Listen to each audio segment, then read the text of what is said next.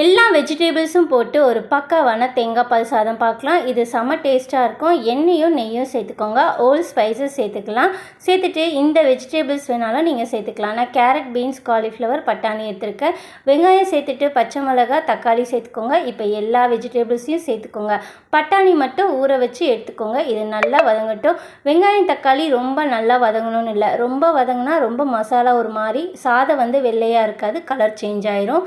இஞ்சி பூண்டு விழுது சேர்த்துட்டு புதினா தேவையான அளவுக்கு உப்பு சேர்த்துட்டு இந்த மாதிரி கொஞ்சம் நல்லா வாசனை போகிற வரைக்கும் வதக்கி விட்டாலே போதும். 1 கப் ரைஸுக்கு 1.5 கப் அளவுக்கு தேங்காய் பால் சேர்த்தா சூப்பராக இருக்கும். நான் 1 கப் அளவுக்கு தேங்காய் பால், மீதியில் தண்ணி சேர்த்துருக்கேன். இப்போ ஊற வச்சுருக்க பாஸ்மதி ரைஸ் சேர்த்துட்டேன். மேலே கொஞ்சமாக கொத்தமல்லி தூவிக்குங்க. தூவிட்டு ஒரு வாட்டி மிக்ஸ் கொடுத்துட்டு மூடி போட்டு ஒரு விசில் விட்டிங்கனாலே போதும். நல்லா சூப்பராக போலன்னு வெந்து வந்திருக்கும். கண்டிப்பாக ட்ரை பண்ணி பாருங்கள். வீட்டில் எல்லாருமே என்ஜாய் பண்ணி சாப்பிடுவாங்க. இந்த வீடியோ பிடிச்சா லைக் பண்ணி சப்ஸ்கிரைப் பண்ணிக்கோங்க.